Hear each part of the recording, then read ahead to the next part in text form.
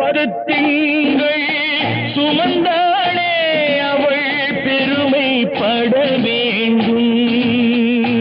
உன்னை பெற்றதனால் அவள் மற்றவராலே போற்றப்பட வேண்டும். கற்றவர் சபையில் உனக்காக தனி இடமும் தர வேண்டும். உன் கண்ணில் ஒரு துளி நீர் வந்தாலும் உலகம் அழ வேண்டும்.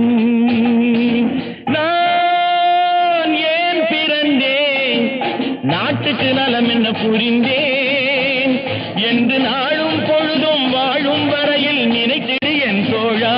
நினைத்து செயல்படு என் தோழா, உடனே செயல்படு என் தோழா.